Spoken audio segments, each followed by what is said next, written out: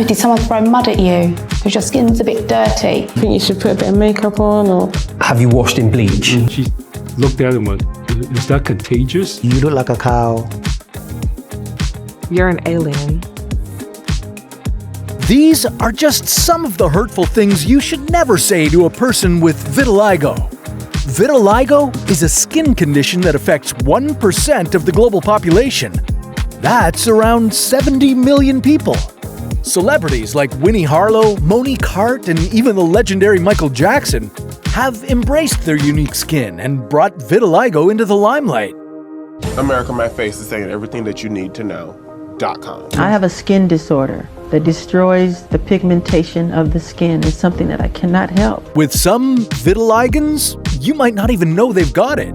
Looking at me, you wouldn't think that I have it so bad, but I've become expert at covering. Sadly, though, many people with vitiligo suffer other problems that aren't just skin deep. So my nickname in school, cow hands. Cow and panda, because it was just on my eyes. Panda eyes, zebra. You know, kids would refuse to shake my hand. I pray every single day that, my daughter doesn't have to deal with what I'm dealing with. Can vitiligo affect your hearing? And are we close to finding a cure? This is Your Body On Living with Vitiligo. Vitiligo is an autoimmune condition where your immune system mistakenly attacks and destroys melanocytes, which are pigment-producing cells. And it doesn't just affect your skin. Melanocytes give your hair and eyes color too. For Irish comedian and talk show host Graham Norton, his vitiligo manifested as little white spots in his hair. Podcaster Joe Rogan has it, but only in his hands and feet. Factors like genetics, autoimmune conditions, and even environmental triggers can contribute to you developing it. If your parents have vitiligo or another autoimmune disease, you're at greater odds of developing it too. For some immunocompromised people, vitiligo can be triggered or accelerated by a stressful life event or traumatic injury. I think the reason why it sporadically spread at that point is because I think I went through a lot of stress as a child. One of the things I learned about it is that it's triggered by psychological distress, which for a psychologically distressed kid was, to say the least, psychologically distressing. It's an autoimmune disease that sort of attacks your pigment, and it's stress related, or at least was for me. That's what it brought on for me. I have a weird where my stress out, my penis fell off. So I don't want to hear any complaining. For model and spokesperson Winnie Harlow, her vitiligo appeared in childhood. When you're in a small town, especially as a young kid, it feels like that is the end all and be all. It seems like the end of the world, but it's really just the beginning of your life. It's a condition that can affect anyone at any age, but it usually starts before your 30s. So, what are some of the early signs of vitiligo to look out for? Symptoms and complications. The most common signs of vitiligo are patches of discolored skin. These often appear first on your hands and face, around your orifices, and even in your hair. In some cases, vitiligo will lead to the loss of color inside your mouth and nose. Some people only have small amounts of vitiligo, but in rare cases, it can cover up to 80% of the body. If you see some symptoms on yourself and suspect you might have it, it's best to visit a dermatologist for an assessment.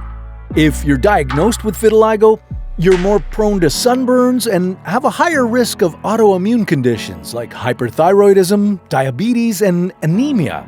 Just ask John Hamm. Yeah, because your skin has no pigment, it can burn easily. So you gotta wear sunscreen a lot. Wow. And did you know having vitiligo can even affect your hearing? If the melanocytes in your inner ear are damaged, it can sometimes lead to hearing loss. And living with vitiligo can be challenging. A lot of the times I felt like an outcast. I feel like that was the hardest thing, just to pretend that I'm normal. People just do double, triple looks. And I know that they're looking at me.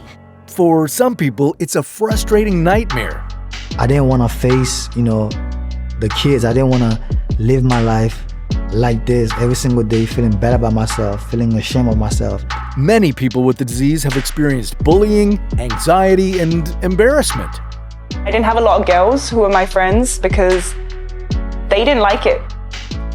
And the boys They wouldn't even give me a second look unless it's to make fun of me. You don't want to change. You want to be yourself, and you're not yourself when you look into the mirror. I wasn't able to really enjoy any part of my, life. For some, it feels like a loss of identity. I always thought I'd be black, so to be told that I'm gonna turn white one day, it really did something to me. Looking in the mirror, I see myself, and I can't find any other word but jarring. However, there is hope. Treatments. Luckily, there are several treatments available for vitiligo. From using makeup to cover up to medications and light-based therapies, there are options to restore your skin tone and slow down the condition's progression. Even tattoos can help. Now, if makeup and medication are too much of a burden, there are more permanent surgeries available. Grafting healthy pigmented skin or cellular transplants can help repigment the affected areas. However, these surgeries are usually limited to treating smaller patches of vitiligo. So, how close are we to a cure? The FDA has approved the first drug that reverses the effects of the skin disorder. While there isn't a definitive cure yet, drug studies are underway to stimulate color-producing cells and help control melanocytes. So far, the research looks promising. There are also studies looking at how alternative medicines like ginkgo biloba and changes to your diet might help you regain your original skin color. If you're considering these treatments, your best bet is to talk to a dermatologist. And if vitiligo is affecting your well-being, there are many mental health providers that are able to help. With more and more influencers proudly showing off their vitiligo online, beauty standards aren't as patchy as they used to be. It's beautiful, and that's what makes us unique. It's okay to be who I am, and it's okay to look the way that I look and act the way that I act. The way I look will not define who I am. I feel I'm unique. I am 1% of the world. Like, how cool is that? Just know that beauty comes from within, and these unique women are living proof. We'll take a look at their journeys on another episode of Your Body On.